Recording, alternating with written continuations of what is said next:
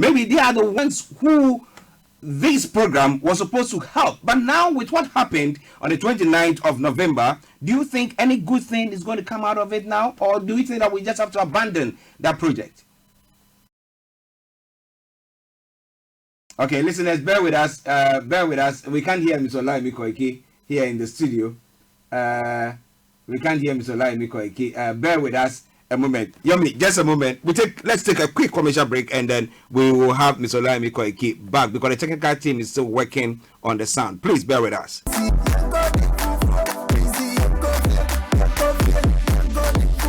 Hello, good people. I'm back again, and this time it's about Mama's Choice Fufu Mix. It comes in 2 flavors, and it contains essential minerals and vitamins. It's gluten-free. You can grab one from the nearest Afro-Caribbean shop or the corner shop next to you. Insist it's Mama's Choice. It's certified by both the US and the UK Food Standard Boards.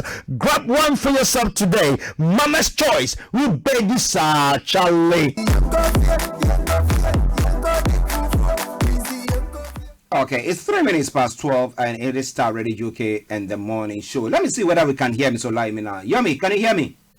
I can still hear you loud. Yes, I can also hear you now. Okay, so now pertaining to that statement that I made, or the question that I put across to you, what do you think? Do you think that we need to abandon the statement that the psychologist had made? I mean, he's the one who came out, or he's the one who's championing this cause. Do you think that we need to abandon that? Because some people, whatever you do, they can pretend that they've changed, but in actual fact, same old. What do you think? Well, you're quite right, because that program, like you said, and we're looking at that particular individual, the killer Usman Khan, that attended the radicalization program after being released on license.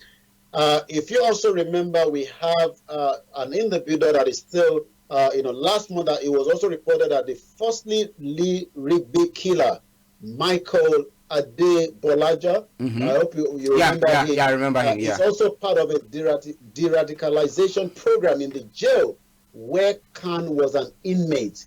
Could we say now that if he becomes going through that training and he gets released to the public, what are still that threat? And it's quite alarming that an individual like that was even allowed to travel all the way from his destination, because he doesn't live in London, without any kind of officer or individual watching the back, and yet he was able to kill those 2 people in London Bridge.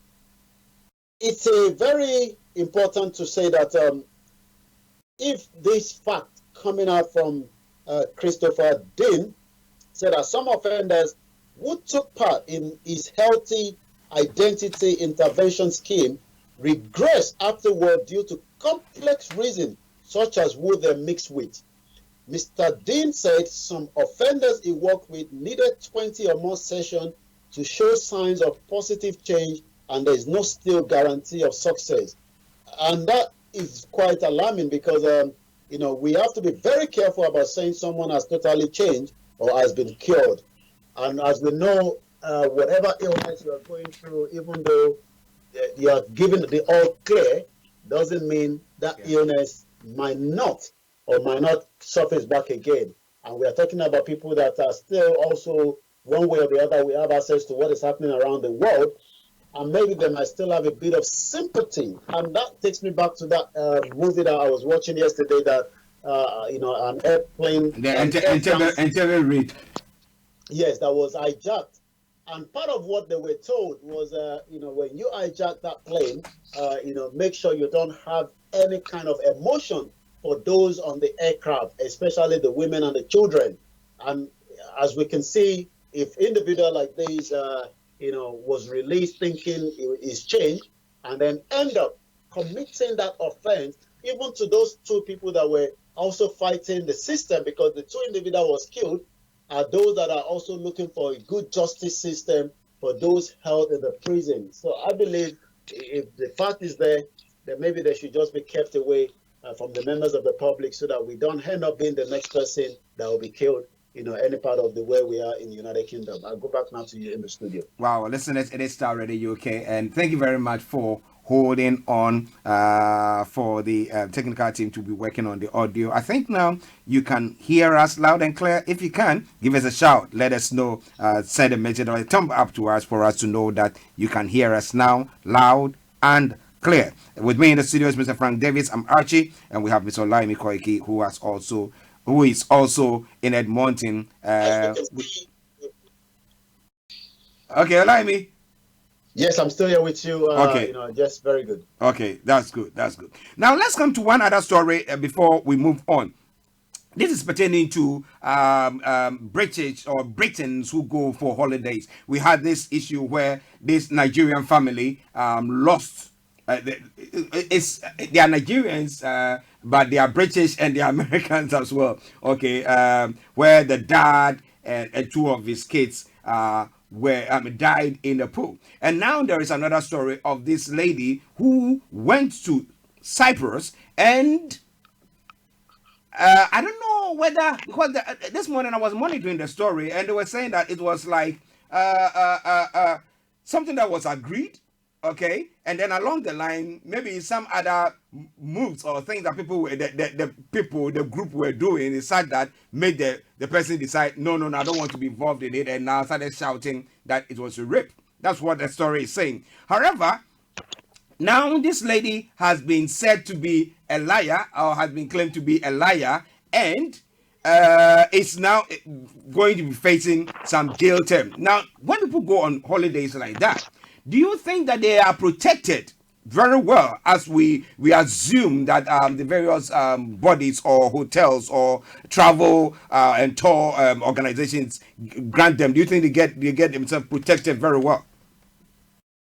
It's a big challenge when it comes to traveling because for somebody that is traveling, even if you have been traveling to that part of the world before, you also have to do some kind of bit of background check. But we tend to rely so much on some of the feedback that we read online, and we've seen cases where operators of these holiday hire people to put in nice feedback for their own gain and purpose. Yeah. So if you're thinking by sitting down and reading a feedback, you might end up arriving like a family friend that arrived in a location and then realized that the hotel was not what was on the website.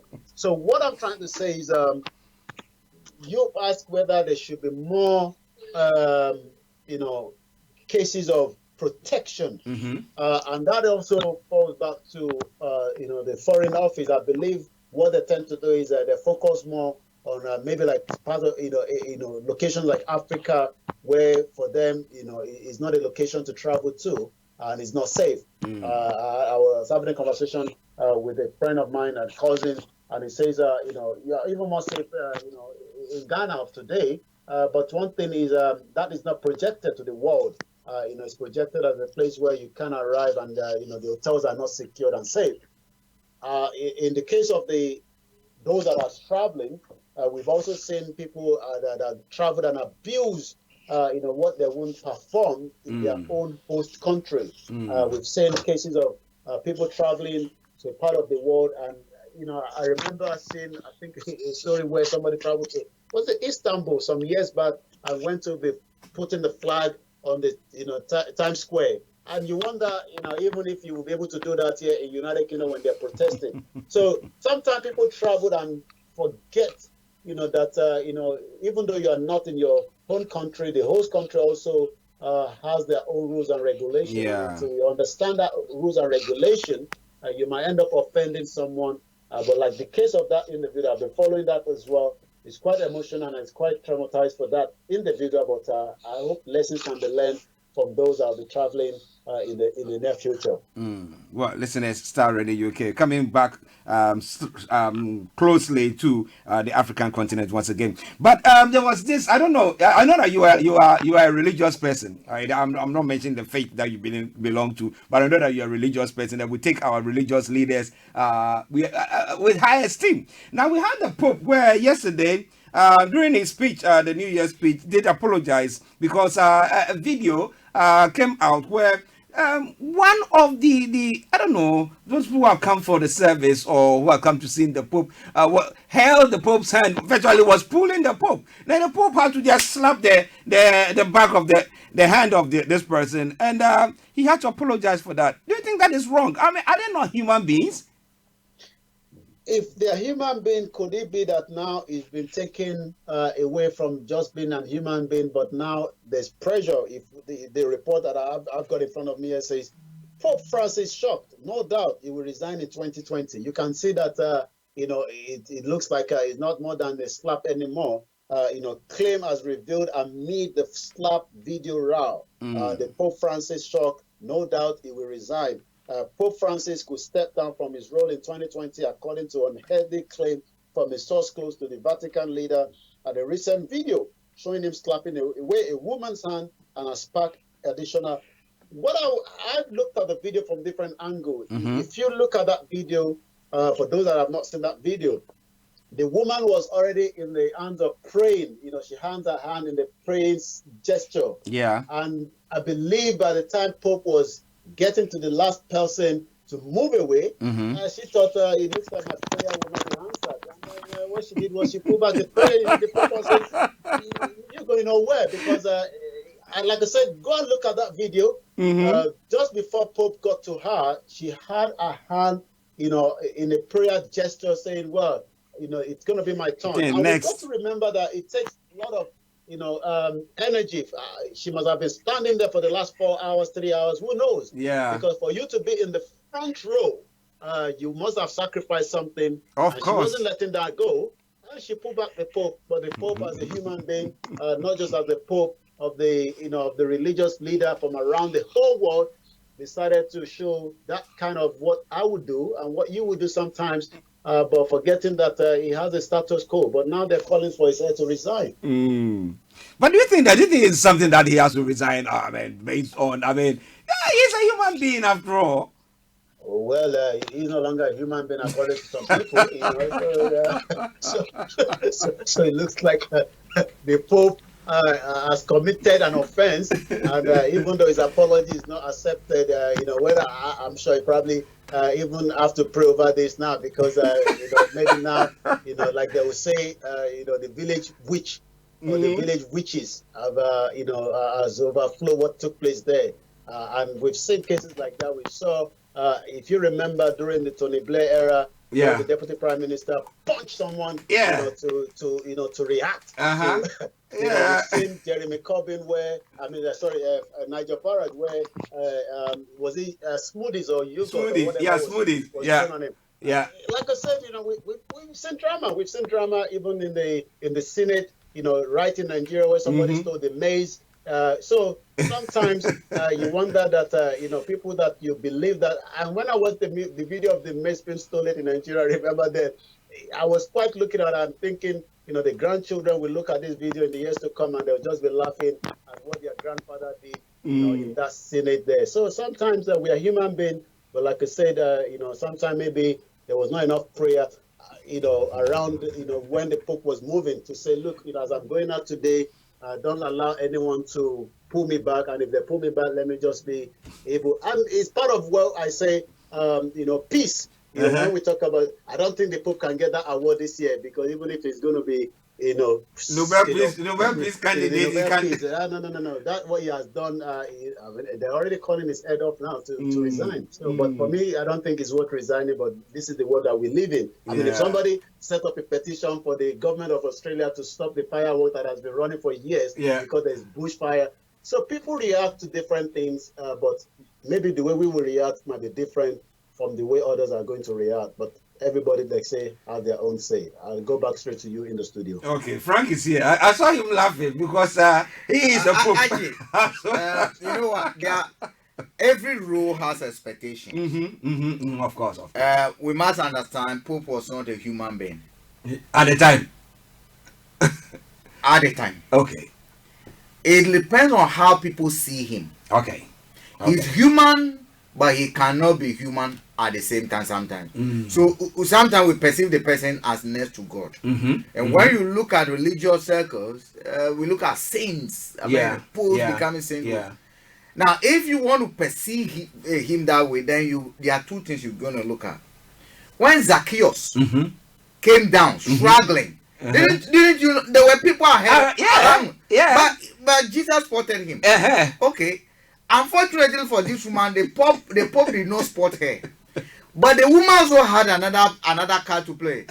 Hold his hand. Yes. If I can touch like the woman with the issue of blood, I'm holding on to it. You don't know what this woman has been going through.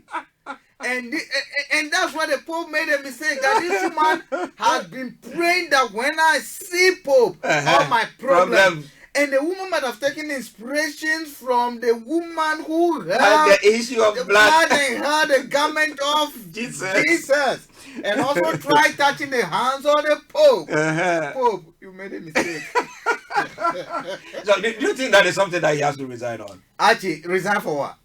He's been beating people. No, there's another video. That I watched some time ago. When people were shaking him, then he was stripped. I was like, what's wrong? That is the human aspect of it, which you understand.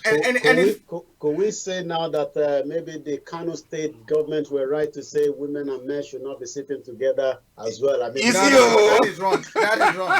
Actually, what you should be looking at, it's about, for me, we should look at this as a very good opportunity to start educating ourselves. That human beings that seeks to represent Jesus on planet here are not God. They are not Muhammad. Our imams are not Muhammad. Our priests, the bishops, the Catholics, and whatever, they can never be Jesus. They are still human beings. This morning I was looking at something. Let me bring it straight to the discussion that we having over here. We have to do with prophets in Ghana. We're just looking at how we have detached ourselves from knowing him. We have become lazy in knowing him and thinking that when a pastor touches us, when a pastor speaks, it means that I'm not taking their place. They all have their place. Imams have their place. But this, for instance, is a country I call Ghana, where I hail from originally. And in this country, on the 31st, there were prophets. And this is what I wrote. I said, look, Archie, I have videos of 4 prophets. All of them were prophesying about one Ghana. They all said they heard from God. They all said God spoke to them and they heard it. So we have God speaking about a nation.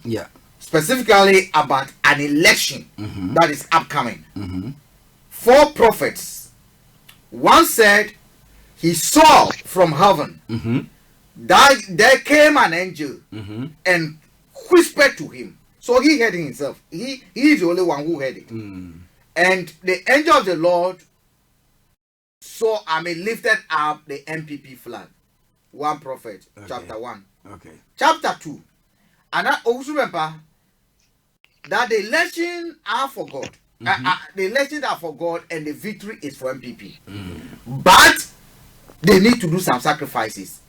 And he used the issue about Israel going to war losing, although God has told them that they'll win. That they have to do some sacrifices. That the Israelites came to offer burnt offerings. Are you getting me? They had to act. Okay. Prophet number 2. That yes, you will win, but you need to do certain things. As to why those certain things are there, you didn't tell us. Okay. Prophet number 3. Bedu, the same country, the same election, just here, the same election, the same country, a different prophet, that's the same God speaking. Okay. Badu says, okay, we shouldn't trust the EC. That elections that are going to happen has already been decided. That he saw MPP winning, but how they won the election and what was done, which by now he says it has already been decided, it's been done. MPP won the election through that But he says we shouldn't trust the easy, which means that certain things are going to be done. I don't want to interpret what he said. Okay, chapter number 3. Now let's go to chapter number 4. Chapter number 4, Najegazel. Okay. He also said he heard from God. He said that, look, NDC must plan now and act now. But God has told him that no man is going to change that.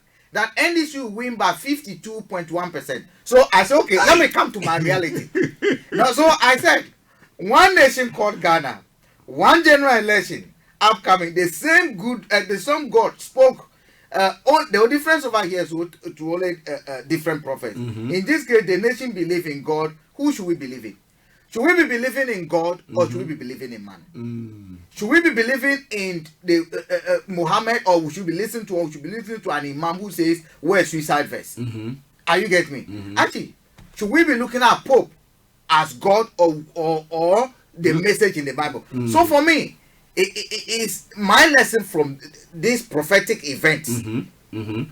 Same God, same election, different prophet, giving the same different. It means that someone somewhere is either speaking from the inner self and not what God has said, but it's because we tend to people who believe in imam, we believe in what do you call it? The prophet, the pastors, the pope, and see them as God instead of we developing a personal relationship. So the woman should know that the hermit, that the woman of the issue of blood, the person who was wearing that garment is not Pope Francis. It's not Pope Francis. And for me, I look at the positive aspect of it. It's just a human being. That's it. It's just a human being. That's it. We should strive to develop our understanding and our relationship. And for me, hitting him, Jesus wouldn't have hit. Because he didn't. So, should tell you that Pope Francis is not. He's a human being, not Jesus. So he shouldn't resign. Well, Francis says he shouldn't resign. Like me say he shouldn't resign. I think that he shouldn't resign because they are human beings. They are human beings like us. But what is important is that coming to this year or entering into this year, develop your own personal relationship with your God. Because it will get to a place where you are, there is nobody, you cannot contact anybody, and it's you plus your God. So if you don't have a good relationship, what do you do? Okay, we're saying this to apply to those of us who have faith. Okay, those who don't have faith, I mean, whatever you believe in, that is your own. Because it's very important, actually. Because if you take the scenario of these 4 prophets in Ghana, for instance, I mean, okay, I'm religious, so I'm a man of faith. I wouldn't say I'm religious. Okay.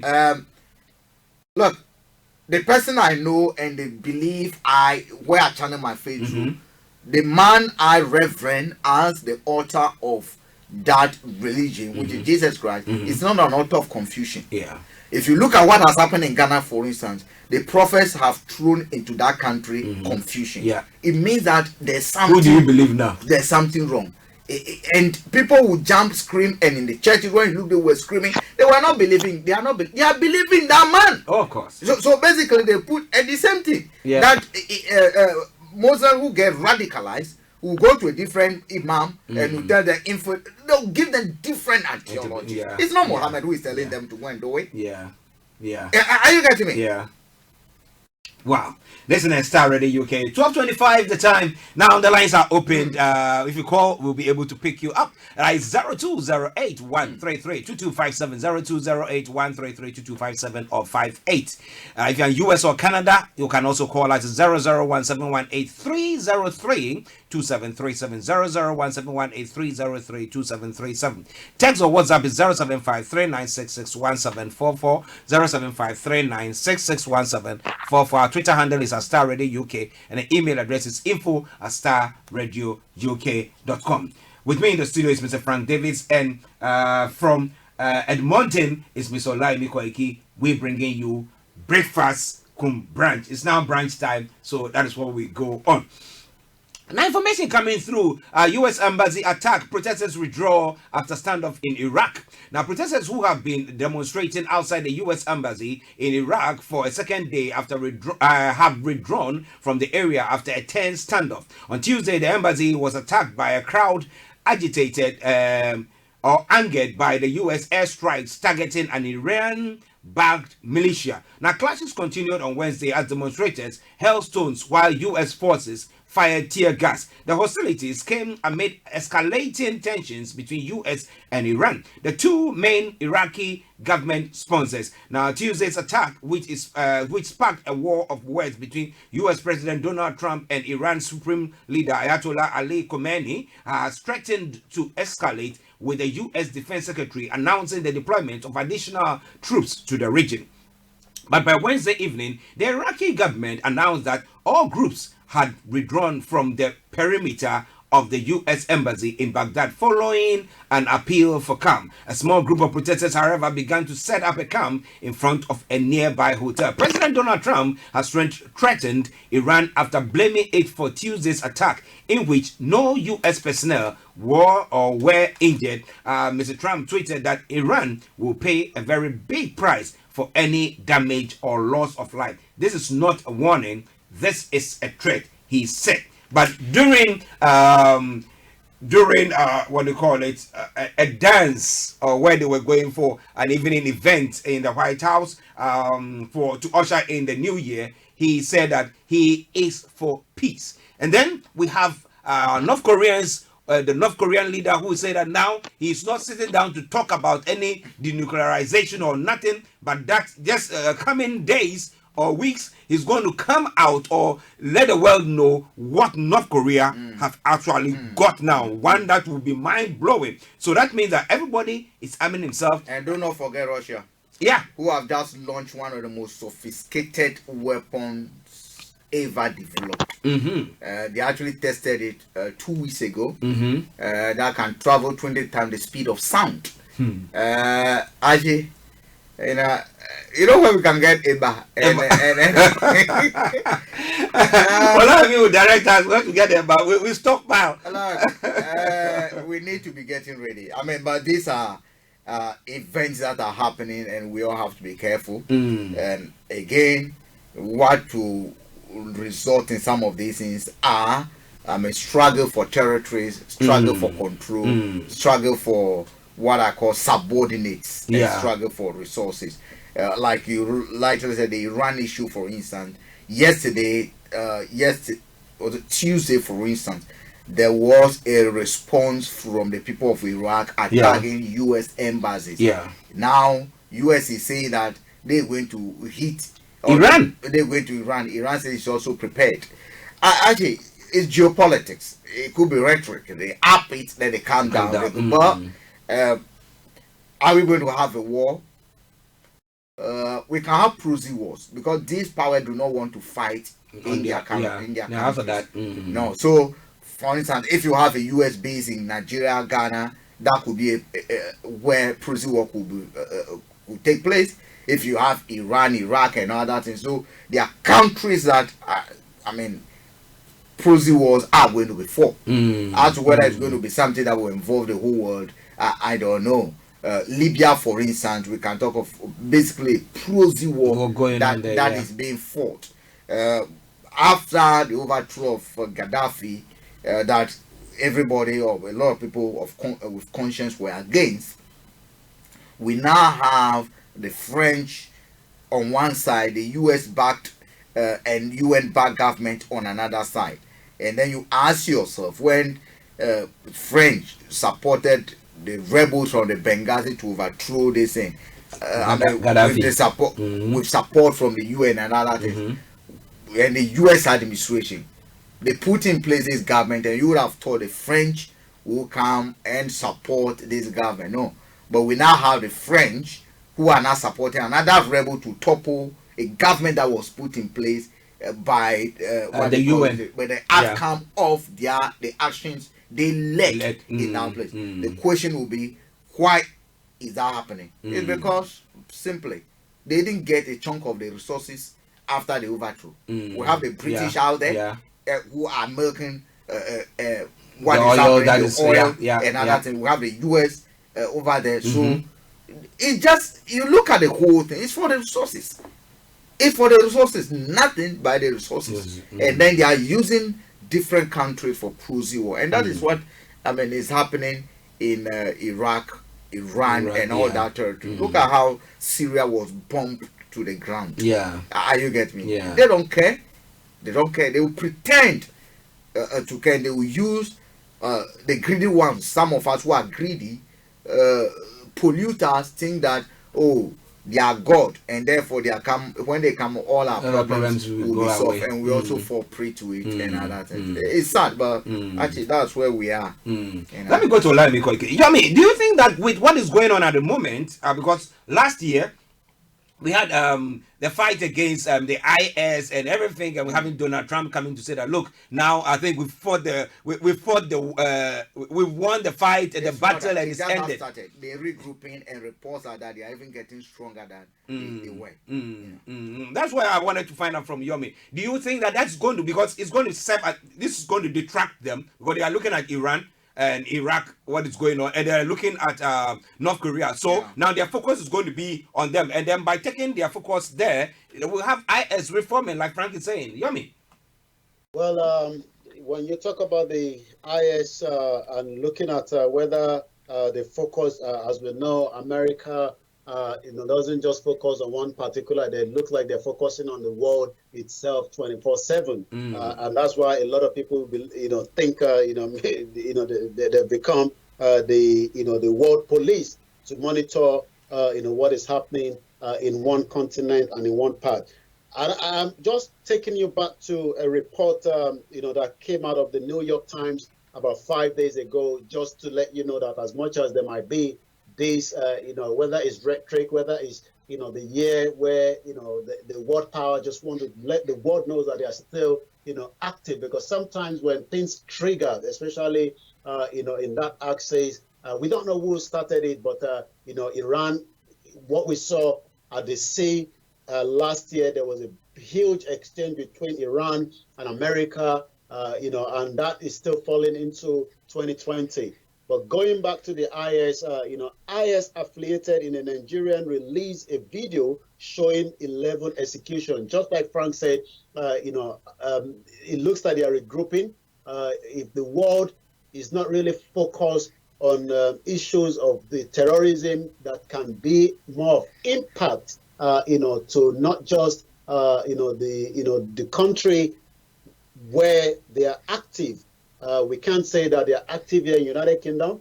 Maybe, those that have been kept, and they're starting to bring them out and read, just like we said about 10, 20 minutes ago, but they are still having affiliation with some of what they are saying. Or a country like Nigeria, where we know that the presence of IS working with the Boko Haram. So, and just 5 days ago, there was a grisly footage shows fighter aligned with the Islamic State cutting the throat, to use what is there, 10 prisoners, and also shooting the 11th, which is quite very sad. Also in Dakar, Senegal, an affiliated of the same Islamic State in Nigeria has also claimed responsibility for that execution. And that video was released last week, Thursday. Show member of the Nigerian affiliated, and that goes on. The Islamic State, IS as is known, has lost all their territory it's once held in Iraq and Syria. Could it be because of the collateral damage in Syria? Like Frank mentioned, we've seen Iraq itself has become a mess, since, the whole raid of that particular part of the world. But it remains a threat that even after the Mr. al-Baghdadi, who was killed, an American, raid on his hideout in the northwest in Syria, in addition to the affiliated in Nigeria, which is known as Islamic State West Africa province groups. They're also in Philippines, Afghanistan, and 3,000-mile stretch of land south of Sahara also claim allegiance to IS. Are we saying that the world power are fighting among themselves? Why this group is creating another terrorist ground in another part of the continent that is not really being looked into? And I hope our leaders, within the African country are doing everything possible now to start working, collectively, so that we don't have, the present in as much as they are there, but in the large scale in the next couple of months and years to come. Because, while the world is fighting each other, these groups are now moving away from another part of the continent, moving into ours, and that could be a very, very scary one and I'll go back now to you in the studio. Let me just touch on this to quickly say the members of the Islamic State West Africa province, which is known by the acronym ISWAP, they left the Islamic militant group Boko Haram in 2016, according to International Crisis Group. It has between 3,500 and 5,000 fighters, and that is quite alarming, because that number will continue to grow. Starr Radio UK, I'll go back now to you in the studio. Frank, it's worrying because, like you said, it's not like a nation for you to say, oh, we've gone, we've conquered them, and therefore we've killed everybody and it's finished. But now it's an ideology. So I can be somewhere and I have that ideology in my head.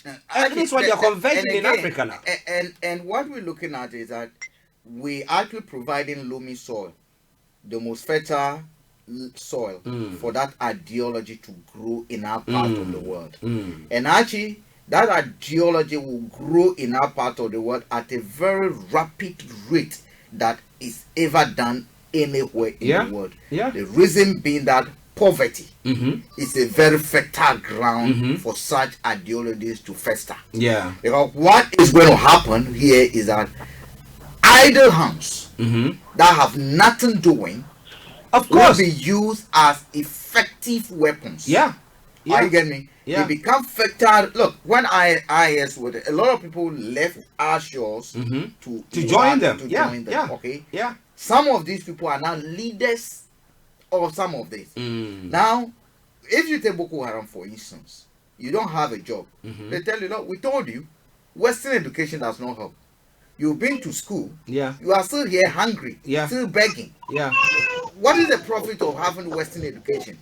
We need to fight this, but for Western education, if we have gone back or do what Muhammad told us to do, to educate ourselves this way, there will be no job. There will be a lot of jobs. But because of Western education, you see the elites over there, they use Western education and they are using it to join us and let's fight them off.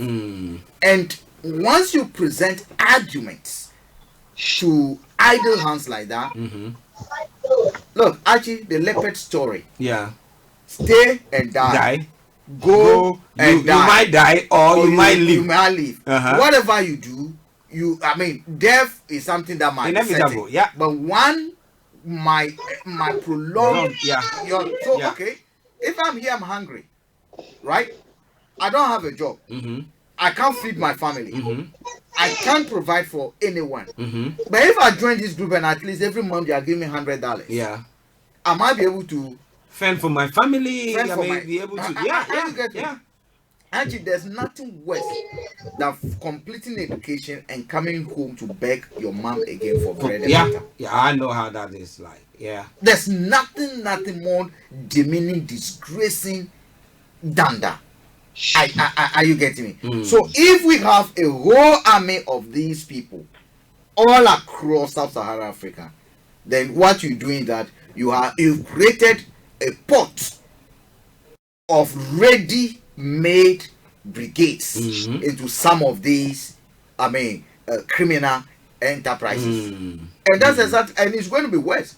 It's going to sweep across the whole of West Africa if we do not act now. And the only thing, see, Archie, measures, the effective way of fighting or putting security, the most effective security measure in place is to fight poverty. If you cannot fight poverty, then no amount of security measure that you put in place will work. You can have police protecting every door. They'll break into people's houses. Because when the human being is determined and has said to himself, do or die, I am on. There's nothing that can stop until they die. How many can you kill? Well, listen to Starr Radio UK. We had Mr. Kofi Ali online. Let me see whether he's still there. Kofi. Hello, good morning. Good morning to you and a happy new year to you as well. Happy new year to you and my brother Frank and my good brother Olayomi Koiki. I heard all your voice. Good to hear your voice, sir. It's good to hear your voice. Oh, yes. We wish ourselves, of course, the best. Who will not want to have a prosperous life? If you don't want a better life than what you are before, right, then you can't grow. Okay. then why are you even alive? Mm-hmm. So, in the first place, we want to be alive, but we also want quality life. Yeah. Now, I think I have a problem with certain issues as you discuss them. And we are in a new year. Yes. Are we going to do the same thing again for another 1 year? Kofi, Which are just some of to, those yeah, issues? yeah. Which one do you have a problem with? And we are looking at it Everything. from different perspectives, and therefore you have your We perspective, may and be, therefore we are. Uh-huh. you see, a man and a woman bringing up a baby cannot sit in a house to say they are doing it from the aspect. Everybody will do what they like. It doesn't work. What works is people may have different opinions, but what lead to peace and progress, you understand, is coming up with practical solutions and way forward. And then the other one, and maybe at the time we are talking, you understand, we will start learning from each other, you understand, and then we take the best option and move on. So which issue particularly are you referring to Be here? patient with me. I'm talking about what do lead to what you call war and misunderstanding and challenges. Okay. If when you have people who are unreasonable and they are sitting where they are and they swear they will never move, then they say what you cannot solve peacefully make violence inevitable, which led to things like Boko Haram and Co. Yeah. Now, let us come to one thing. When Olayomi Koiki was making his submission, he was talking about child abuse in Nigeria. Is that not true? Good. Child abuse in Nigeria is the same as child abuse in UK. It's the same as child abuse anywhere in the world of civilized people. Is that not true? Yeah. How then do you deal with child abuse? That is why you have parliament to make law. Is that not true? Good. So where you are as a state, as a people, there are laws. Now let me ask you, Frank or Archie, what is law? When we say law, what is law before we come to what is government? No, go ahead. We're listening. Law is a contract between an individual and the state. That is it. A contract between the individual, whether it's a baby, whether it's a child, whether it's a goat, whether it's a group, the contract between them individually and the state, whether it's a madman, there is a contract. Sometimes, you understand, and the government, because we have the state, is a big thing, you understand. So sometimes you need people to make decisions on behalf of other people. In other words, choose your representatives, if you have parliament, for them to go there and decide which law we should all agree on regarding what should be defined as child abuse and how to address it. Am I clear here? Yes, yes, And go on. therefore, We are listening to you. in a place like Ghana, Nigeria, all these places, there are laws. And it's a contract between the individual. You understand? Not between the parents of the child. No, it's the child himself and the state. So everybody has a duty of upholding the law. Okay. The law is very clear, and we've made it. If we have problem with the law, then let us go and change the law. So That's what they do in this country. Kofi, let's fast forward. So what you are saying is that the laws are not working. That's why we have child abuse. Is that correct? We have what you call a failed state, and I want to talk about what is leading to the failed state. Okay. Now, Okay, yeah, go on. good.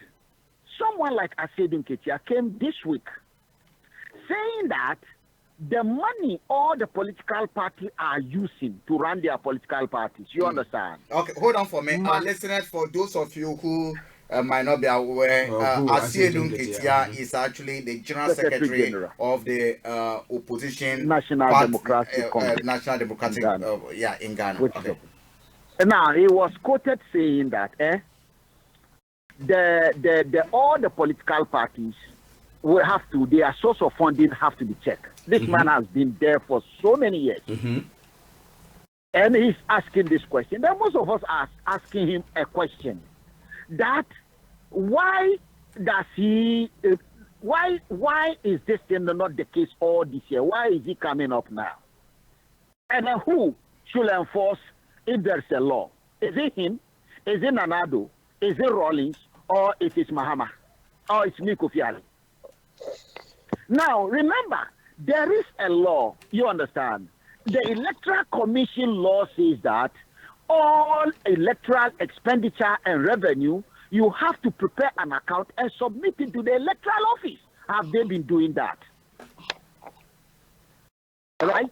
Now, let us come back to something I want to touch on. When Frank was talking about the law, and he's saying judges are taking what you call bribe, isn't it? Yeah. And people are taking bribes and so on. What we all fail to realize is that now we know that it's a contract among ourselves.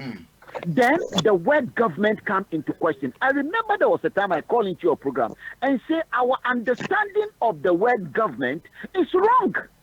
Oh, wow. You see, when the queen is giving a queen speech, you know, she say my government will do A, B, C, D, E, F. Is that not true? Yeah. What, Frank, I want to direct this to you. What does she mean when she say my government?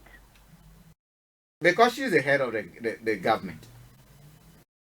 That is not what she means. That is not what you want. But that is that when we say she's the head of the government, she's basically, I mean, the leader of the nation, of the state. Yeah. But that is not what I understand. Okay, So what you- you understand yeah. when you say my government? Most of you. No. Say what you understand first, Kofi. And Help his us. team, Boris Johnson and the cabinet. Boris Johnson. I'm trying to look at how most people see it. When she say my government, they believe government is Boris Johnson. No. Or his cabinet. No. Or what's the name of this party? Conservative Party. Look, we You have understand? okay. Then we have to look at this. We have a state. We have government. Yeah. Okay, Kofi. The government is the machinery that is running the affairs of the state. We are part of what the running of that state by what we do. But those who are in charge of running the administrative force, I mean, we normally group them as government. Now, let me come in quickly. What the queen, remember, she's the head of the state, isn't it? Sure. And the state is everything in the state. Everything. The person, the land, everything within it is the state. Good. Officially, she has that ceremonial role as the head, but she does nothing. When she said government, remember, in elementary government, they teach us that government is made up of three arms. The legislature, the executive, and the judiciary. Yeah. In upholding the law. All of them are looking at the same thing, law.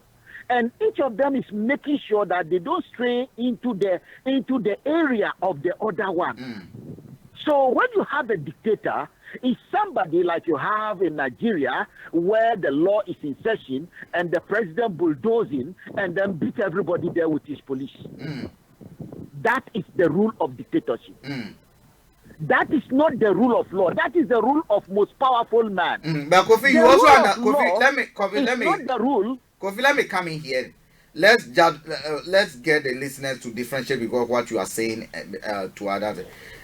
There's a reason the government, there's a reason when the queen is reading a speech like she did last 2 weeks. Yeah. She did not say my state, but she said my government. So we're looking about leadership, direction over here, and there's exactly what you are saying about Buhari over here. So let's proceed, Kofi.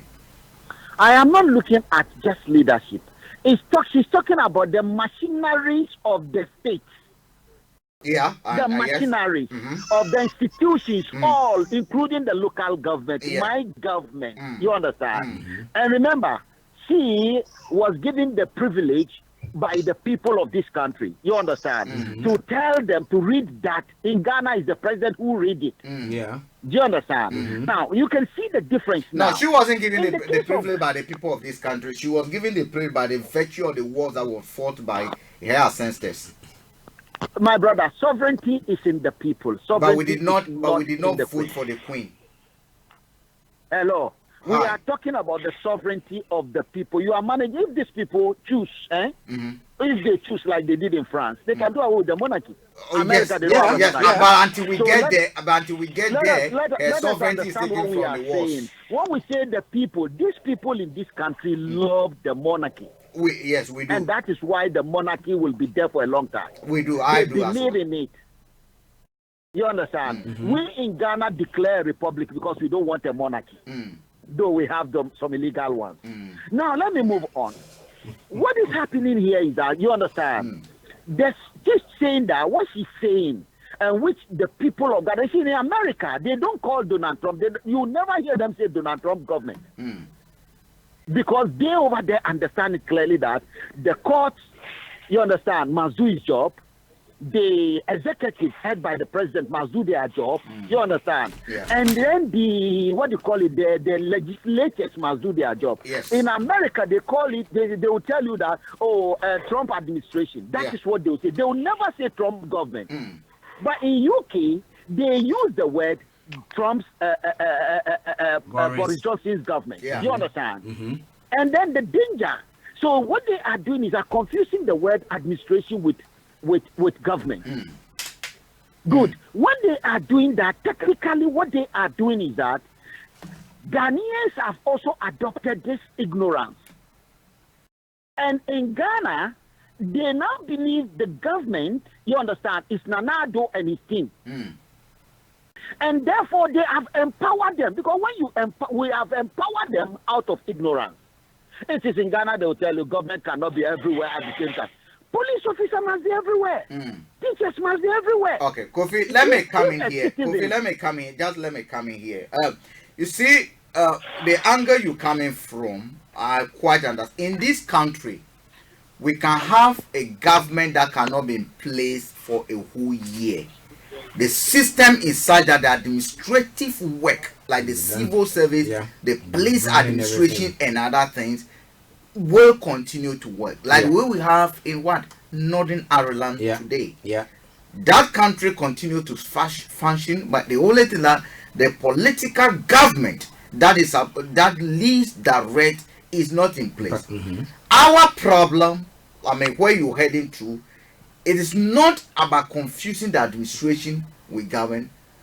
One way you are right, we've not been able to separate them to understand that administration of the state, running of the state, must not entirely depend on Akufo-Addo or Buhari and his cabinet and the people he appoint. But we must have institutions that, irrespective of Nana Akufo-Addo, Buhari, or who, those must run to help our lives. Kofi. Let's go to Kofi. Just a minute. Let's go to Olayomi. He's been quiet for some time. Let's see what he has to say about what. I thought you are through with him. That's why. No. Kofi, be online. Kofi, be online. Let's go to him quickly. Comment on what you are saying. Olayomi. Yes, Mr. Frank, David, and Archie, and thank you very much, Kofi Ali. Listen carefully to some of what he said regarding the rule of law. But one thing is we've seen, as a lot of Nigerians, as an example, as a case study, have said that the constitution that we are running presently was not a constitution that Nigerians voted for. It was a constitution that the military used at the time when they were in power. Until we were able to move away from the military era into, back into democracy in 1999. And that has been the reason why, things that are meant to be in place have not taken place yet, because that constitution itself, according to so many, Nigerians, is something that needs to either be reviewed or, be scrapped completely, because, that constitution have not favored the average Nigerians, just like Kofi Ali was, trying to use, the case study of the, of the law. So my question to Kofi would be, in the case where we have a constitution that, Nigerians believe that it's not working for them, even though that is the same constitution that will be used to judge, the present way of living, as a case study of the federal government and Omoyele Sowore, where the law has been tested continuously, as a case study of the federal government and Dasuki, where the law has indicated and has asked the federal government to release these two individuals, even though ECOWAS law was used, but yes, that same law was not obeyed. What would you like to, to tell our listeners on that? Yes, thank you very much, Mr. Olayomi Koiki. Compliment of the season once again. And you see, all of us on the continent of Africa, what you just said, even in Ghana, we are playing a game called the lazy farmer. In Ghana, in fact, 40% of Ghanaians have joined the bandwagon that the constitution is not working. We need to change it. Everybody, the system is a system failure. In as much as I agree with you that there may be some little tweaking added to the aspect of the constitution, you understand? Little, not too much. Remember, what the president of Nigeria is always taking advantage of is what we call emergency law. In the state of emergency, especially in a huge economy like that of Nigeria, every government of that nature, India, America, and so on, federal system which Nigeria is running, you understand? They do have that power given to the executive power. That if there is a state of emergency, he should put everything aside and act. However, the constitution then demand of him to go back to the parliament to address them of this thing, you understand, and tell them why the emergency. Then the parliament will decide whether the state of emergency should be sustained. In fact, the constitution of Ghana gave the president, I think, 14 or 21 days. But what we notice is that all the presidents of West Africa are so quick to carry out the action meant for last resort. Tell me what threat is this showing to Nigeria? What threat? The man doesn't have a military. He doesn't have anything. So in his actions, as at now, the man is in court. It doesn't warrant the president. It doesn't call the president to use the sledgehammer. We call it sledgehammer. You understand? But because all other institutions have equally failed, because you see, what most of these people are doing in their offices, they, because of the economic challenges and other insecurity, they are not interested in upholding the law, and so their departments cannot work. Look at America, where law is working. You will see that the Congress is holding the president to ransom. In this country, Boris Johnson was taken to court, and his decision was turned over. Kofi, Kofi, 1 minute. Let me just jump in where you're coming from. And Archie, Olayomi, Kofi is 100% right on the issue abuse of the executive powers or the power that are reserved for the thing. Recently, in Ghana, something happened very telling. Parliament, the EC, the Electoral Commission went to court to seek approval for extra money, extra allocation of money Parliament. When it went to Parliament. The body that is in charge of scrutinizing that bill, scrutinizing the budget, demanded of the EC to provide it with a justification for certain things. Yeah. A portion of the people went out, the majority voted for it. Yeah. Now, as if that was not bad enough, recently again, about a month ago, the finance minister went to parliament to demand for additional 15 billion Ghana cedis as part of measures they claim to clean up the banking sector. So the committee, this is a bipartisan committee, demanded of the minister to provide detailed account of what has been spent in the other days. They did not approve of it. The president used executive power to approve a budget of 15 billion to the finance minister. Now, in this case, we know the law provides appropriation bills must go through parliament.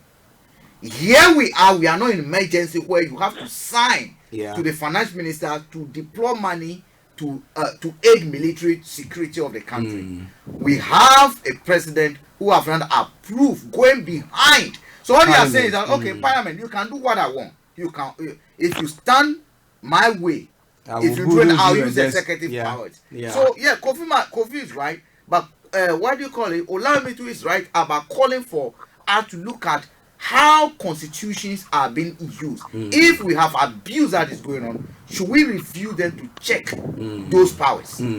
Well, listeners, let's start ready, UK. It's gone past 1. It's 2 minutes past 1. But I'm going round all our panelists, we'll call it that way, and then we'll bring the program to a close. But let me first of all go to Mr. Kofi Ali. Kofi, do you think that there is therefore a need for us to maybe revisit our constitution, have a review of it, and then take some of the powers off? You see, constitution is a document.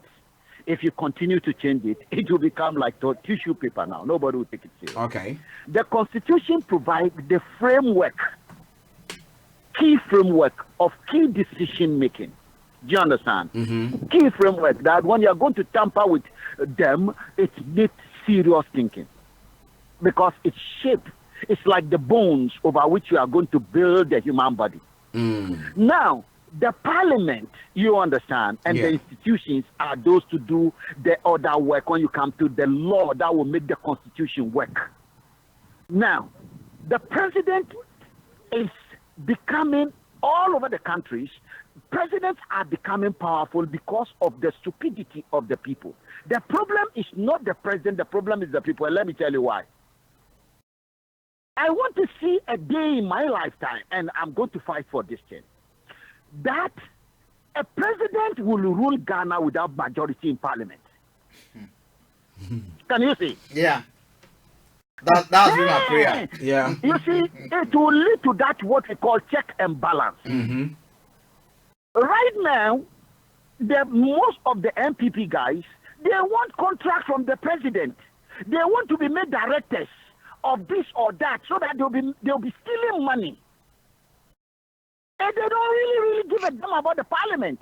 And that system has compromised the role of parliament. It has turned the parliament into a platform for being rich and business and getting access to the president.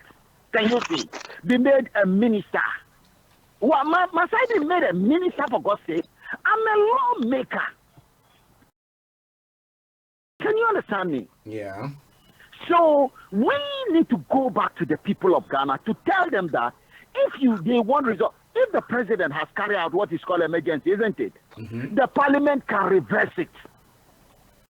If the parliament thinks that decision is not in the interest of the people, what can the president do? Will he send military to the parliament to go and beat everybody and burn it down? He will never do that. Never. But then as long as we continue to be stupid, the president, you understand, is an executive. He can put his party people there. That is his business. Do you understand? Yeah. And then another thing I think we can do is to peg the number of officials the president can appoint as executive. It's too much. Okay. Now that system has eroded professional. There's no professionalism. People to go along the line, following all the rules, committing themselves to their dream and aspiration. You can make your name anywhere. You don't need to be a minister. You don't need to be a president. Okay, Kofi, we have to go now. Yeah, we have to go now. So run up, please. So technically, we in Ghana, you see, Nigeria is a bit complicated. Very, very complicated. The problem of Nigeria, maybe Olayomi will continue to help. But for me, we need to take a smaller problem and see how we can solve it.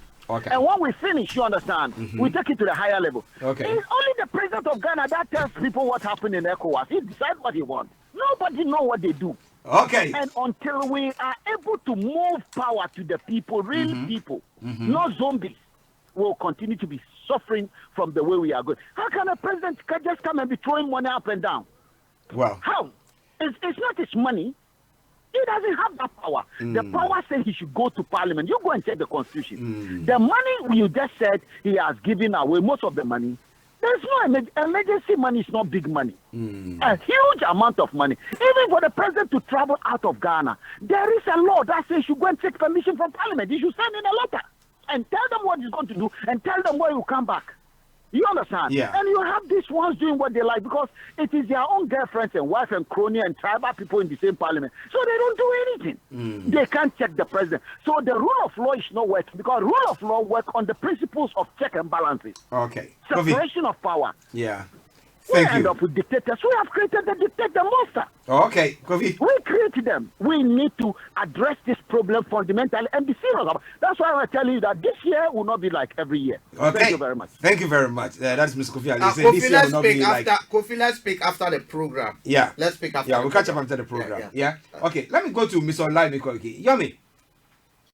Well, I will leave us and our listeners today to, as we embark on a 10-year journey. It's not just coming into 2020. It's another decade. Yeah. We started, yesterday, and the responsibility of humanity and Africans will be in our hands. We would have the dreams of Africa that we want, but it will be a lot of hard work and sacrifice. And on that note, we'll be back again from me here tomorrow on Starr Radio UK.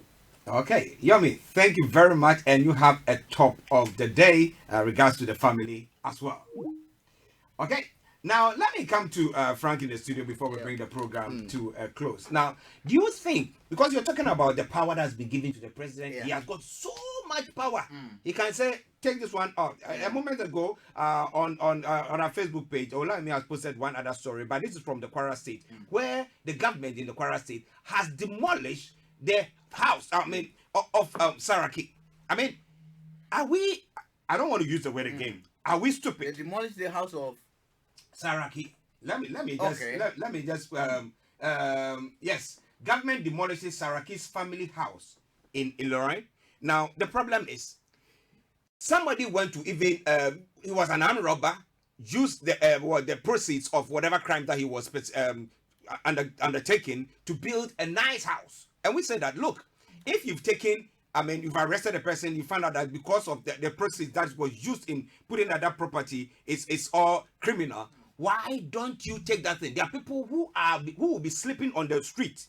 There are children who don't have any home. Why don't you keep them there? Why don't you use it to do something? Why do we go on? We don't use this, and we keep on destroying and destroying. So government has got, president has got so much power. If you don't review it, what is the point? Actually, there are two things over here. One, we're stupid as a people, and I'll say why. We act stupidly as a people for reasons known to, and I'm going to be why I'm saying that. Secondly, when it comes to our parliament and the powers that are given to the president, I think the constitution needs to be looked at, and I do believe that the constitution have served their purpose up to date. Okay. In this country, one good thing about this country is that on a daily basis there are laws. Yeah. So they don't have a written constitution. They enact laws every day. Every day they enact laws. In fact, the last parliament, about 200 something laws were enacted. So basically, it's like a fluid democracy. This is a problem that they are facing. They get a law to solve it. Okay. This is a problem when baby P issue came in. Yeah. They put in place. Grenfell Tower issue has come in. Laws have been put in place. Now, if you look at what is happening, for instance, this presidential abuse of executive power that we spoke about, for instance, this money that we said has been signed off. Actually, we were given example of how we want separation. That we'll have a day where Parliament will not have majority in Parliament. The president will not have majority in Parliament. Now, the test case is this money issue. This is a situation where the constitution, the president has abused. Are you getting me? Yeah. The law is an ass. It's gonna be used. Sometimes we're gonna use that. The president has invoked reserve powers to bypass Parliament.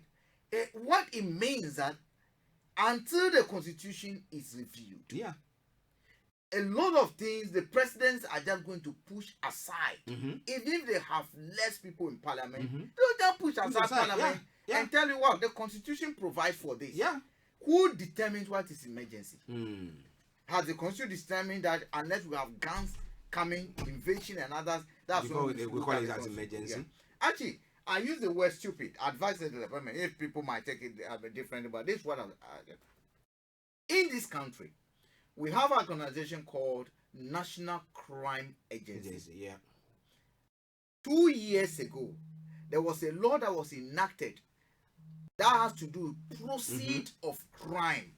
How proceed of crime? They've had a law that they will do as a confiscation, but they had a proceed of crime law that was enacted that granted them exclusive powers to determine how to use the resources of criminals. Yeah. Have you ever seen a building? But recently there was an issue about, it was a Lebanese or someone having to do 20 million pounds. Yeah. 20 million pounds. Where they took the person to court. The person said, look, there were two options. We can go to court and defend it, or you can just leave all your assets and then the case is dropped. Their interest was about the assets. Yeah. The person gave out and signed off all their bank accounts and other things. Over 20 million worth of assets were stuck in the bank. The person's house was taken out. Did you see them demolishing it? We go to the graveyard. So somebody bought something with destroyed. I was giving you the other time. I'm not going to mention the name. I sent you a video. I sent you a video. Yeah. That video, that's a guy whose house was confiscated over here. The guy can't come here. I've been telling you about a guy who bought a 4 million mansion gross novel. Yeah. And they cannot, because what the government over here did was to place a wanted this on it. So the day they will arrive in this country, they will have to prove the source of their work. Do you think that house is not being used? It is. Okay. Oh my goodness. You will recall that a few years ago, Kenya had to go and burn elephant tusks, millions of dollars worth of tasks. Yeah. Do you think National Crime Agency will do that? No. The weed, the cocaine, and other things that they consider, do you know what they use it for? They sell it to drug companies. Yeah. What do? We take bulldozers to go and dig a hole and then dump them all in. Can you just imagine? So when I say we act stupidly sometimes, people please understand me. Okay? Meanwhile, the same West will tell you that burn those elephant tanks to serve as a deterrent. Bulldoze those buildings down so that the criminals, meanwhile, in their own backyard, they're not doing it. No. Because that house that you are demolishing, Archie, the tiles were not produced in Nigeria. Okay? Yeah. The toilet, sanitary, and other things, some of them were imported. Even furniture, some of them were imported. So who are you profiting? The Italian who produced those things, they profited. Yeah. It is your money that was used. Don't we have 3 children over there? So when I say we are stupid, listeners, please understand me. Actually, myself included. We do. God help us. Good afternoon. Well, 2020. So what is going to happen? Well, protest. Yeah. Protest. It is now 1:15, and we are bringing the program to a close. We want to say thank you very much for joining us. Frank said that God help us. I think that will be it. 2020. I think there should be. People taken to the streets. I don't want to be like, so you come and arrest me. You can't come and arrest me here. I'm saying what I want to say. No, we have a bunker over here. You can't. We are off. You know, see us. You know. Now, Kofi Ali, let's speak behind the scene. Yes. Yeah? Yes. Okay, Yes. all right. Thank you very much to each and every one of you. I think there's one other lady that I need to acknowledge before I go. Rita Egu. Thank you very much for joining us as well. And on that note, we say thank you very much. Have a lovely day. The second day of January. HRH Abiola, I have to send Abiola her Christmas gift in Nigeria. Better do. I have to. Better I owe do. her. She was an angel that appeared from nowhere. Yeah. When an incident happened in Nigeria, and let me tell you what. A phone call. She called where the person was. She spoke to the person herself. The reassurance. Oh, okay. That at least she now can speak to someone who she trusts. That alone, that reassurance alone, Abiola, we owe you a gift and we will deliver it. Yes, thank you very much. HR Abiola. Using a queenship properly. Okay, so tomorrow we'll be coming back for another morning show. That will be the second in the year 2020. It will be a Friday one. It will be all joyous. But hey, 2020, what is the vision for your country, for your continent, and for you? We'll be having a look at all that. We'll continue with that. Arab Spring in the last decade. Are we going to see anything of the sort? Well, we say that the Hong Kongites are on their rampage. They're still not stopped. So are we going to see more of that? Well, this and a lot more we're bringing your way. But until then, it's me, Archie, and Mr. Frank David saying, have a top of the day. But what do you call him? Shatta says what? My level. Let your level change. Let it go higher this 2020. And on that note, bye-bye for now. My level up. My level up. It's back. Maybe today I don't get nothing, but tomorrow I go get something. And I go buy a motor for mama. But the enemy won't worry me. I go show all of them tragedy. No be today, we start though. So if I sing my song, if I keep up for long, because they don't know that day, oh Jesus Christ, he go come. So if you see me today, I know my love, oh my love. Anybody publish a fame today, I know my love, oh my love. The time I waka yo, I mean I can put my bed lonely story. By the time I buy my Toyota, Flossy Kama Kebenyana, what a lovely story. I don't live this life yo, because I got